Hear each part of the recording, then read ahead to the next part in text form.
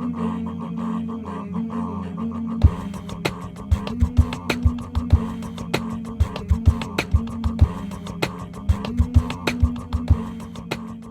guys, Redline here from Team Tiny Whoop, and we're going to build a Tiny Whoop racer using the do-it-yourself kit from tinywhoop.com. Alright guys, so this video is going to be more on the beginner side, just if you want to build your own Tiny Whoop, never built one before. I'm just going to show you how to do that with the do-it-yourself kit. I'm going to show you some tools that you're going to need, what comes in your kit, and how to put it all together. Some tools that you're going to want are some dikes, a small Phillips head screwdriver, an X-Acto knife, and then a soldering iron. Then what comes in your kit is going to be an Inductrix frame, reinforced already, FX900 camera, your flight controller, a Canopy, 2 pigtails, some special sauce motors, e-sheen props, 3 camera mounts, 3 different degrees, 10, 20, and 30, and a 255 HV battery, and of course some stickers and candy. So we're going to put it all together, and I'm just going to walk you through the steps.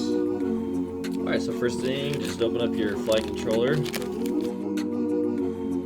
going to come with little black grommets and some screws.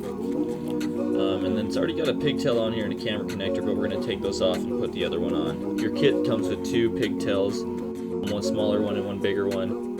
We're going to use the bigger one, it just gives it more power. Most batteries now are going to be using these 2.0 power whoop connectors. We're going to solder that one onto it.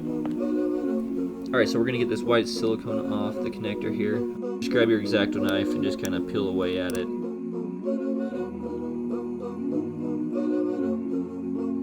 It's going to be a lot of people's first time soldering, and I'm just going to show you what I use and how I solder. So I just ordered this stuff off Amazon, rosin core, 0.032 diameter, 60/40 solder. Some soldering irons have readouts of how hot you can set the soldering iron to. With these, I always set, if it's Celsius, 350 degrees, if it's Fahrenheit, 650 degrees. I always heat up your soldering iron, add a little bit of solder to it, clean it off, add a little bit more, and then flick off the extra.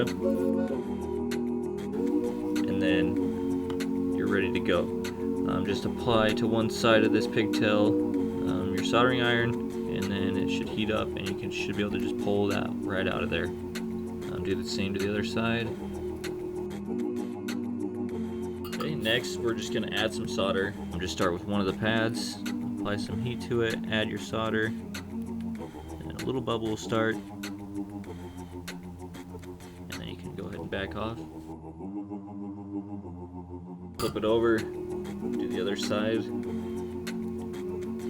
So grab your pigtail. We're going to use the power whoop connector. A really easy way to know how much to trim for the right size, I just grab your 255 battery, line it up with the yellow cap here, and at the very end of the battery, just snip right at the end there. Next, we're going to trim down the wires using your X-Acto knife. You don't need to trim very much just because the pads aren't very big. You just want enough to cover the wire on the pads. Trim off a little bit here. Just move it back and forth in your hands. Just kind of roll it. And then you can use your nail and kind of pull off the extra there. Okay, next just going to tin these 2 wires. And then you're just going to run the soldering iron over the top of the wire and run it down the extra solder here. Show you which one's positive, which one's negative. On this board, the arrow is going to be facing the front. The very back pad is the negative, and then the next one in front of it is going to be the positive. So when you flip it over, the back one's negative, the other one's positive. Just kind of lay it over the top, and then push down with your soldering iron, give it a little bit of pressure. You'll see them kind of fuse together, and then let go. And then just hold it for a second until it cools off just a little bit, and then it'll stay on there. We're going to do the other one. Okay, next we're going to grab the little bag with the grommets and the screws in it. We're going to place the 4 black grommets on the sides.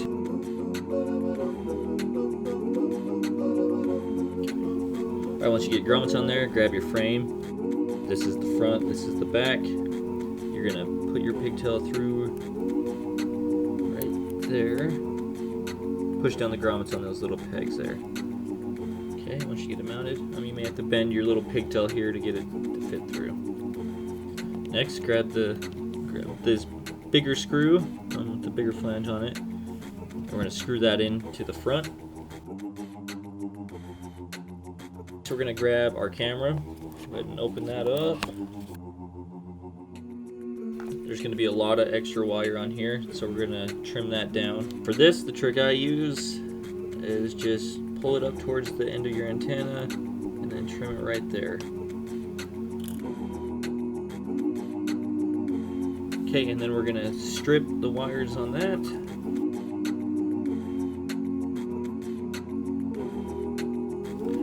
We're going to tin those wires.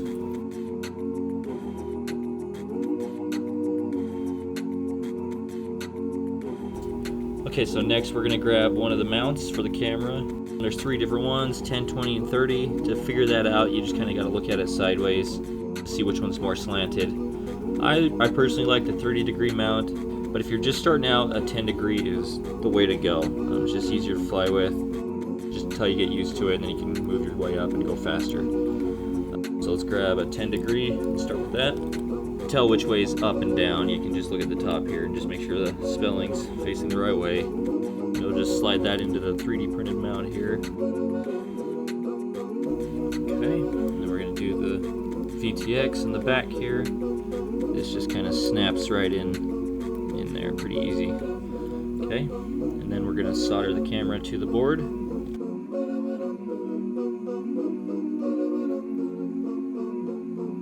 Make sure there's no solder in between those two. If you need to, grab an X-Acto knife, just kind of make sure and check. Okay, next we're going to mount the camera onto the frame. This little antenna on the flight controller, just pull it upwards. We're going to fold it over the camera. Grab 2 little screws that came in that pack. We're going to screw that mount down.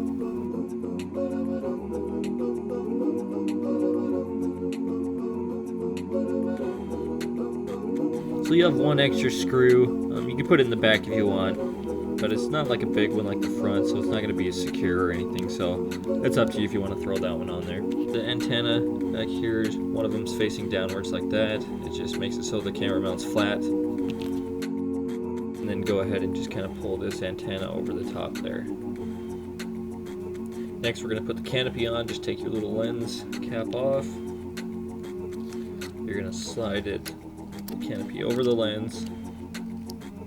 Kind of poke it through first, and then there's going to be 2 little pegs on the sides that the canopy is just going to slide right into.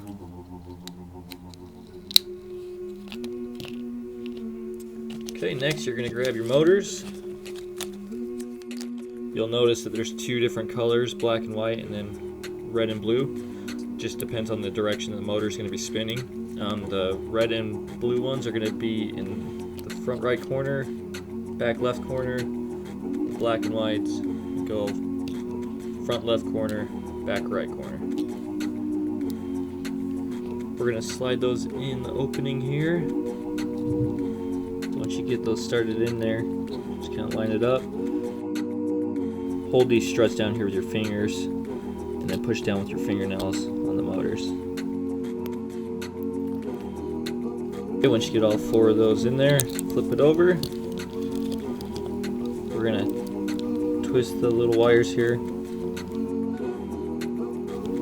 then you'll plug it into the board.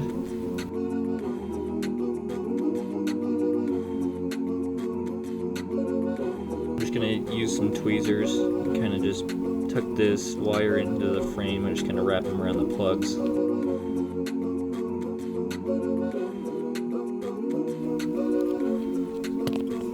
Okay, so next you'll grab your propellers. On tiny whoops, the props spin outwards, and it'll be this way on the backs. So you'll want to make sure you match them up just right. So you're going to have clockwise, front right, back left, counterclockwise, front left, back right. So we'll put those on.